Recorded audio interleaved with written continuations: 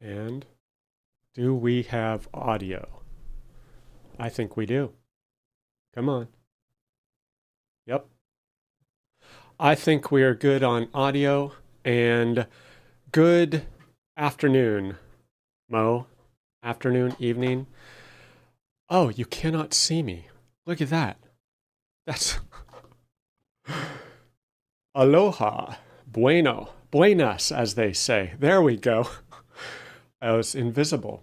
And I see I have some light on. One moment. Okay. Is that better? Okay. There we go. A little bit better. Have some light blasting in the window. Good morning. Cheers. Have a cup. Good evening, wherever you are. And I need to blast through this because someone booked me for 4 hours of calls this morning. And I got home around midnight last night from El Salvador. So it's going to be an interesting day. Where am I? Okay. Numero uno. Ask questions. Send a comment. Twitter, YouTube, Twitch. What's up? Ask me a Business Central question. Ask me, I don't know. Tell me what's going on. And I swear I've seen every Office episode. I do not know what this episode is from. Maybe it's from it's probably a Halloween party episode because I see the like a tombstone in the background. But I do not remember this scene of Stanley as a samurai, I guess. So that was interesting. So ask a question, say hi. Okay, weekly projects. So I need to figure out how to continue the ERP Center of Excellence training remotely. And the two students have 2 more months of training. That's 10 hours a week. Looks like, it's going to be 80, 90 hours of training over the next 2 months. So I need to figure out how I'm going to do that on my schedule while I'm back. I need to come up with content or curriculum or practicums or projects. And, we're moving into hands-on stuff now. So I need to fill that time and tell them what to study. It's going to be very busy. And I'm also continuing to work with the graduates from TechFluent. So I may be slightly overextended. So that is my weekly and monthly projects. And on Monday last week, we did training on Report Builder and RDLC reports. And if you can imagine someone who has no Business Central experience seeing report layouts, RDLC, Report Builder, all at once, it's a bit overwhelming. Fortunately, one of the students had some context because he works with SAP and he's gone through the process as an end user of migrating reports from one system to another. So he actually worked with the consultants to reproduce his old reports in the new version of SAP or something like that. So he got the concept and he's like, okay. But obviously, Report Builder and Business Central RDLC reports are a bit quirky, to say the least. And Business Central does not make life easier because just on a quick search, you have report layouts, you have custom report layouts, you have report layout selection, and then you have built-in report layouts. And I couldn't explain those off the top of my head. I kind of knew the first two and the third one, but trying to explain it all at once was a bit confusing. So I need to work on that for training. I don't know that it's good to throw all of that at a brand new student in one session. It's even confusing for me when I was trying to dig through those. So that was interesting. And then price list validation. Thank you, Ted, for your idea. The idea of custom discount price list, or not custom, but using price list in a creative manner in order to produce fixed dollar amount discounts. We have run with it. There are some minor complications due to the quirkiness of the new sales price experience, but we think it's going to work. And the idea is to automatically calculate sales price lists and discounted price lists, what we're having to call net price lists, for fixed dollar amount discounts with a PTE. Now, there was one complication that I didn't anticipate, and that was when you make any change to an active sales price list in Business Central, this happens. The line turns red, and even though the price list is active, the line on that price list goes into a draft status, apparently. And it says, oh, you need to revalidate your lines or re-verify your lines, excuse me. And so now we're kind of dealing with that. As far as we can tell, the verify lines procedure cannot be called programmatically through an action RPTE. It freaks out because I guess it wants to trigger UI elements. And then we're seeing some really weird inconsistencies with how the line status behaves and whether we can update that. So we're working through some quirks, but yeah, it's a little sketchy. In concept, it works. The devil is in the details, as they say. So thank you, Ted. Some coffee is coming your way. And then Tuesday, martes, that was my last class for June in Berlin, El Salvador. And I was pretty exhausted. It was just a long 20 plus days. And we covered customization concepts from personalization to app source to per tenant extensions and the concept behind that. And it was a big topic. And so I need to rethink about how to teach that just so that there's a little more context and we kind of walk through it. I was able to just grab a PTE that I had developed or that we had developed and the user guide, installation, configuration, usage, just to kind of show what it looks like to install and use a PTE. So that was handy. But I think I need to work on it. But I think there's an opportunity for the students. I think user guides, everything from requirements to statement of work to user guides, that documentation I'm currently a bottleneck for. So I think that's an opportunity for the students in Berlin to learn and practice and create those documents and see the process firsthand. And as they create those documents, they'll essentially be forced to get into the weeds and the details and learn how all of that works. So then on Wednesday, I made the reverse pilgrimage from Berlin back to San Salvador area to the airport. And that is not a is not a simple trip. It can be a bit harrowing to come down the Volcano Road, get through Mercedes Umaya, I believe is the town outside of Berlin. That is an interesting drive, and wind your way down the mountain and then get all the way to San Salvador area or the airport area. Massive potholes due to the rain. So it was like Mario Kart, just dodging and weaving, and giant trucks. They have semis who will pass a line of 5 cars. They'll just go on the other side of the road and they'll do a pass maneuver. And if you're the poor soul on the other side on incoming traffic when that semi is barreling down the road at you, you just move out of the way. So it was interesting, but I survived.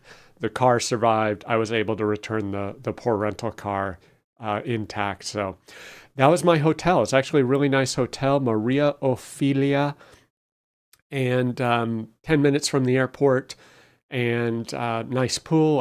I didn't use my swimsuit the whole time I was in El Salvador, but said, hey, there's a pool. So jumped in it and watched some videos, some launch event videos while I was in the pool, had a nice relaxing swim.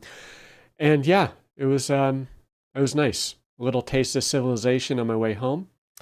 And moving on, educational opportunities. If anyone has any other educational opportunities, workshops, webinars, classes, pre-conference academies, whatever, shoot them over to me. send me a note on Twitter, send me a DM, send me an email, and let me know. But for now, Jeremy is killing it with his sparebrain.com education workshops, I think he calls them. These are anywhere from 90 minutes, hour and a half to 2.5 hours tops. And they're kind of nice, very focused topical discussion. So if you're already familiar with Business Central, you just want to learn about something, you're not familiar with it, just jump into one of his workshops, schedule it. I think he teaches them 2 to 4 times, depending on the class. And these are 5 that he's scheduled or is scheduling. Advanced page techniques with AL, BC test app strategies. I attended that one. That was very informative. Bringing BC out of the browser, the 3 buffers, being efficient with AL, VS Code, and Copilot. I'm going to purchase the recording of that for my developer so that he can get some good tips on using Copilot. Because one of the challenges with Copilot is like, how do you use it? What are the scenarios? And Jeremy has some great ideas for not only how to use it, but how to prepare to use it. So if you do comment blocks on your code in certain areas, apparently you can read that and be more efficient. And if you do an end-to-end test in your test app, it can read that and can better suggest unit tests. So some really good ideas on how to be more efficient. Okay. Upcoming events. I think I've read this slide several times, so you can read it and you can hop over and go to sessionize.com, submit your sessions for Directions EMEA 2024. Call for speakers is still open. If there are any new conferences coming up that are not on this list, let me know. Oops. Okay. And tool of the week is always hard to come up with. So for me, the tool of the week, the tool of the month actually for June was travel clothing. And this has taken me probably a full year to refine. And this is a dry tech shirts, these Eddie Bauer Rainier shorts that I got from Kohl's, but apparently they're available elsewhere. And they're quick dry socks, full quick dry everything, not only for the humidity and heat, excuse me, of El Salvador, but when you're somewhere for 25 days, you can't bring 80 pounds of clothes, particularly I can't. So you can wash these in a hotel room or Airbnb or whatever. I just wash them in the shower and bought some, basic, what is it called? Permanent press laundry detergent there. And yeah, I was basically able to live there for 25 days on 4 days of clothing. I had extra, but I only needed 4 days worth. So, and then it was rainy season in El Salvador. So hats off to REI for having this Patagonia fully waterproof and stitch-lined raincoat. I did use it. I didn't volunteer to go out in the rain, but it did pour on me a few times, and it was absolutely torrential rain. And then I have some Merrell waterproof shoes. Thankfully, I'm very glad I brought them because I met some travelers who literally their shoes and socks were just dripping with water because of the rain. So yeah, so that was a good set of very, very refined clothing for travel in El Salvador.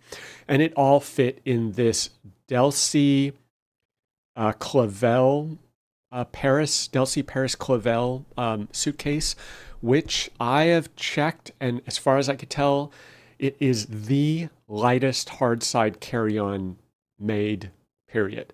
Like just hands down, it's a solid 2 pounds lighter than anything else I could find.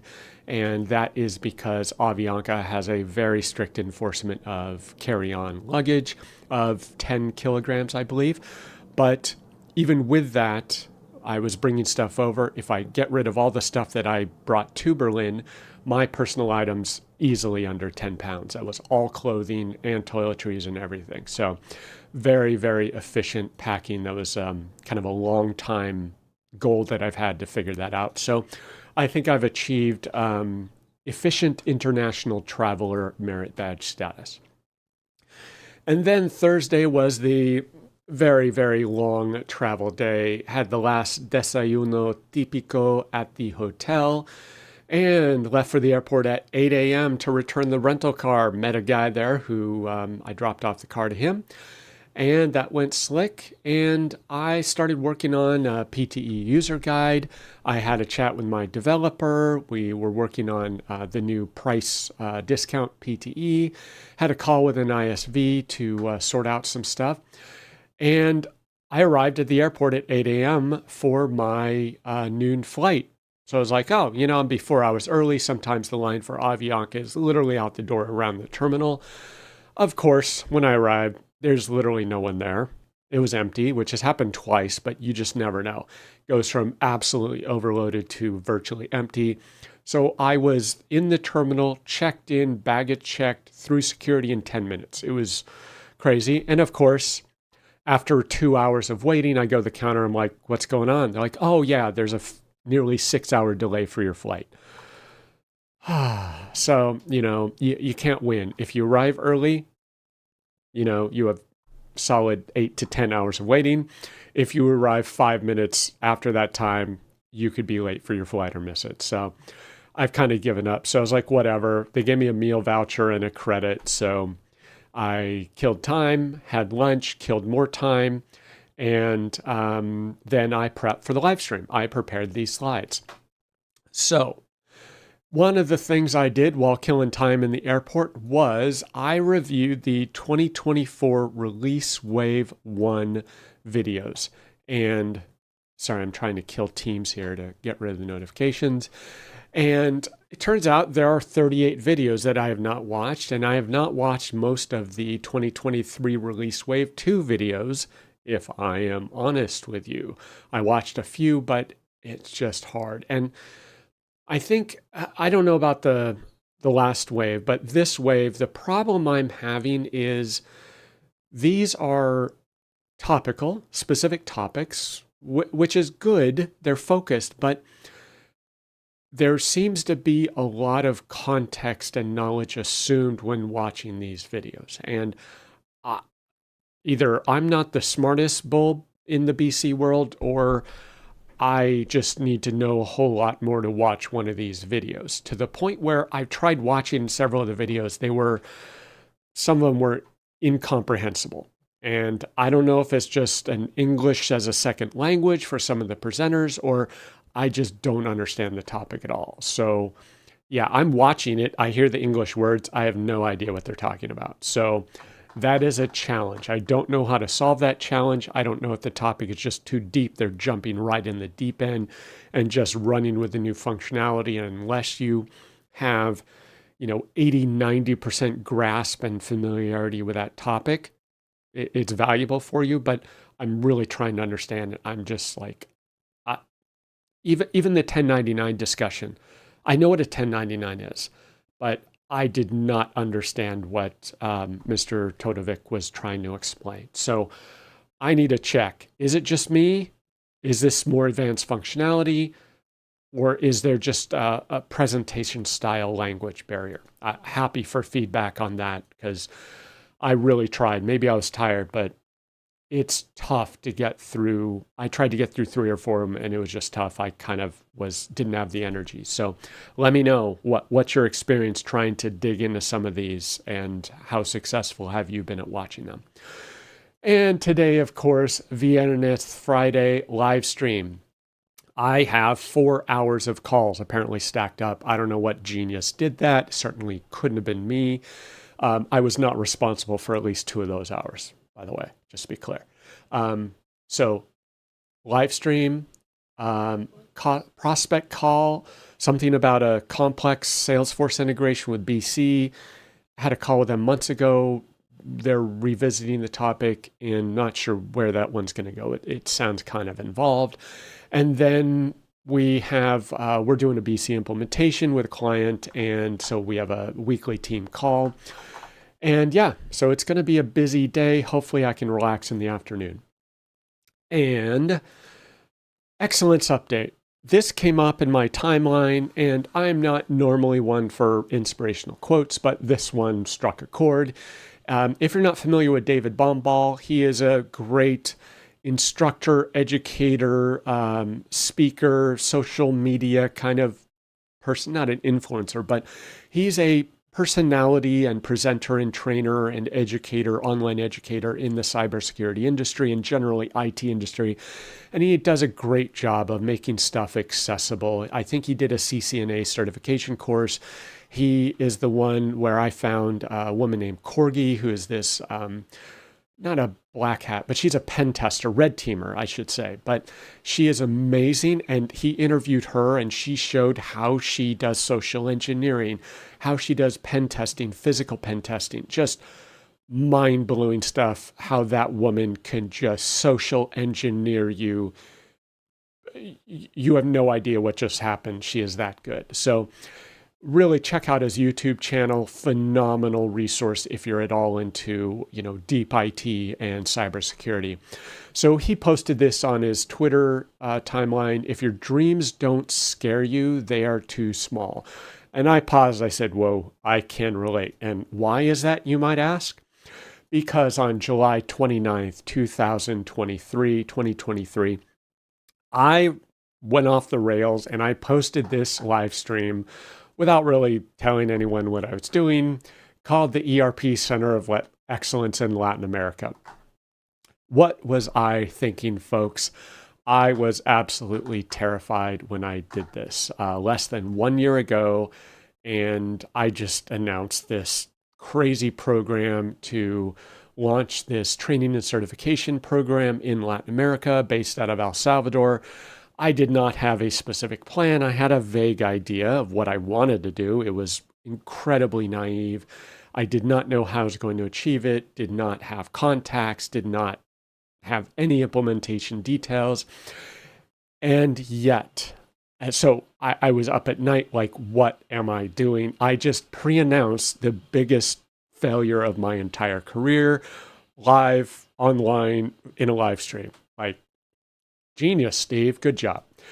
But here we are, less than 1 year later, and now we have a career center in Berlin, El Salvador, of all places, right? Like, you couldn't have possibly made this up. Like, the wildest guess in the world would not have anticipated that. And we have it outfitted. I bought custom-made tables from a local. We bought furniture, had it delivered from San Salvador. We picked up TVs from PriceSmart. Thank you, Tanya, for that harrowing SUV drive. We've got a whiteboard there where these three students are discussing debits and credits in Espanol because Edgar in the back there is getting his degree in, it's essentially like financial auditing, financial accounting for municipalities or governments, kind of the track that they have in the university system there. So it's for formal auditing type accounting. And so Edgar is recounting his understanding of debits and credits and liabilities, assets, balance sheet, income statement to Jocelyn and David. And so Jocelyn is up there on the whiteboard going through debits and credits of various transactions and T accounts and journal entries. To see this in Berlin, El Salvador, in a career center that didn't exist 6 months ago is absolutely mind-blowing. So it is happening, and I'm truly amazed and humbled, and it was a lot of work, a lot of expense, a lot of time. 5 total trips I've been there, 4 focusing on this, but it's happening. So they're doing great, they're learning, they're working together. It's pretty amazing what you can accomplish if you just scare yourself to death. It's a very motivating factor, let me tell you. So hats off to the students for sticking with it. So that is great. So that is the inspirational quote of the year, pretty much. And El fin de semana, no idea. I think I'm going to try to do a training session with the students because in Berlin, we had a 2-hour training on Saturday afternoon. So I'm going to come up with curriculum. We're going to figure out what to train on. And then Q&A. I had some things to talk about Q&A, but I'm a little time constrained this morning. So yeah, ask yourself a deep and meaningful question, or ask a question about Business Central, go research it. That's what these students at ERP Center of Excellence do. I say come up with 3 questions or 5 questions, and then they dig into them. They figure out what the answer is with Business Central. They use Central Q, they use the documentation, and then they walk through the process, and that's one of the ways that we're using to learn Business Central. So with that rapid fire weekly update, cheers, have a good weekend, and yeah, go learn something. Okay, talk to you later.